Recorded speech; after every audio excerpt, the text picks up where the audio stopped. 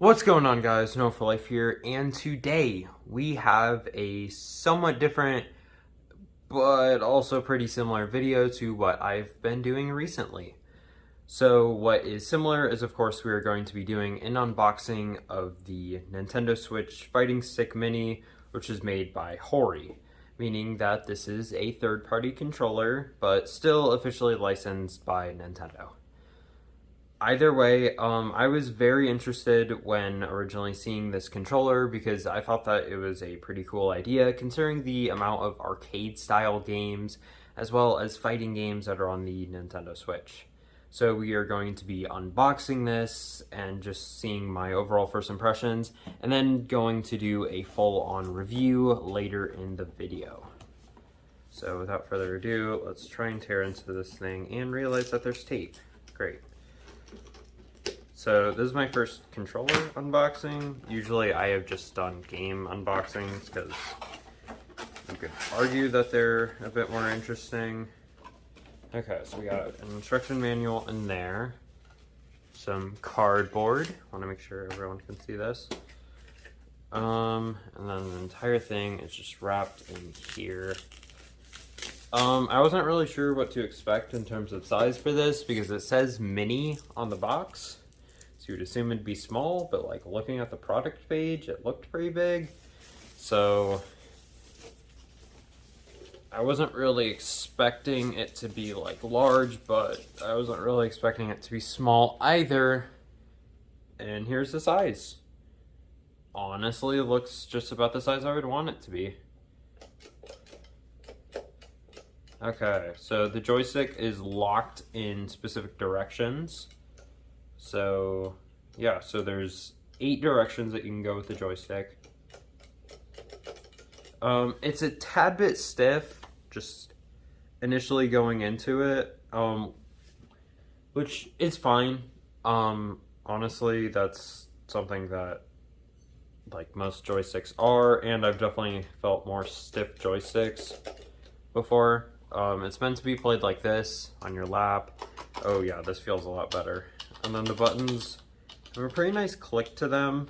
The one funny thing that I saw looking at this online, as you may have noticed initially here, that the L or left buttons are on the right side, and the R and ZR buttons are, well, still on the right side, but on the left side of the L and ZL, which I find kind of funny. But yeah. So most of the complaints I've seen about this online are that this joystick is actually mapped as a D-pad instead of as an analog stick, which makes sense and honestly is perfectly fine. But people have complained that like it maps things as like taunting and smash, but of course you can change the controller layout now with new Nintendo Switch updates, allowing for this thing to be fully analog if that's what you want to do. So anyway, I am going to play it with a few games and we will be back with my full thoughts on the HORI Fighting Stick Mini. Okay, so I just got done playing Pac-Man 99 as well as Streets of Rage using this controller. And what are my final thoughts on it? Well, let's just say I think that it's a really interesting controller, given that it has a lot of interesting things about it. As I originally expected, the joystick is still just a little bit more stiff than what I was hoping for, but honestly, it works perfectly fine, and I have definitely felt joysticks that are much more stiff than this. So honestly, I think it works fine enough. The buttons are super clicky and really, really fun to mash, which is perfect for arcade games, and overall I think that they work quite well. I will say that the D-pad thing, even though I mentioned it earlier, still did catch me off guard, and I just played it as if it was a D-pad, though I will likely change it into future to make it analog because I think it makes sense. But also something I wanted to mention are these buttons up here. Now, this controller has something that most controllers don't have, a turbo feature. Now, I didn't try out this feature because I didn't really feel like it, and also that I didn't really think about it when going into this review, so I don't have any opinions on the turbo button, but from what I can tell, it works relatively well and would work how you would want a turbo button to work. As well as these buttons up here being out of the way, but still very comfortable to press. But my biggest problem is that you can't really see what they are. And of course you guys can't see on camera, but it barely engraves them up top above the buttons. And it's like, I'm just really worried about pressing the wrong button, and I feel like that's something that a lot of people can agree with.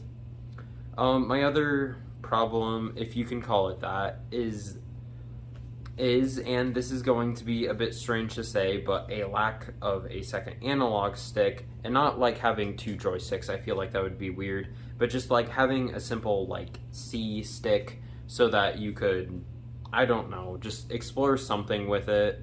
Obviously this isn't necessarily, well, necessary, but at the same time, I think it would definitely help for games like Smash Bros, where you have to use the C stick as well to charge smash attacks, and also on the Sega Genesis Classics on the Nintendo Switch, you have to use the C stick to save your progress, also known as starting a save state, or also loading in a save state, meaning that I had to start a brand new profile on Streets of Rage, which was perfectly fine by me, but I can still see why this would be of concern for some people out there. But in general, I think that this is a pretty good controller. Is it worth $50 though? Well, that's tricky. If you don't use the Switch that much and you have a little bit of interest in this controller, then I would say probably not. I feel like you should just get a typical controller in that regard. But if you play the Switch a lot, have a lot of especially fighting games on it, and you definitely have interest in this controller, I would say go for it. It is definitely comfortable. It's not too big, but it's also not too small. I love how it's called Fighting Stick Mini, because even like feeling this thing on my lap, I don't think mini right away, but I do think that it's very comfortable. Now, I am not sure of the durability of this controller, though, and that might be something that will happen eventually. I haven't seen anything about it online, but of course, Switch controllers are infamously known for having problems. Of course, this one is a third-party controller, but even third-party controllers have been known to be a bit wacky on the Switch, and I don't think that this controller will drift because it's a joystick, and I don't know how a joystick would drift, but I can still see that there might be some durability problems in the future with this controller, but I experienced none of those, and this is all hypothetical. Overall, I think that this is a pretty decent controller, and I'm glad that I picked it up. And overall, if you enjoyed the video, I would just kind of like to know, just in the comment sections, if you like these kinds of openings and reviews, because I want to do more of them in the future. I think reviewing things is really fun, and overall I think that just reviewing this thing made me realize that it can be really fun to do stuff like this. I don't really know how to explain it. Overall, thank you so much for watching. If I say overall one more time, I am probably going to go crazy, so I'm just not going to say it. Goodbye.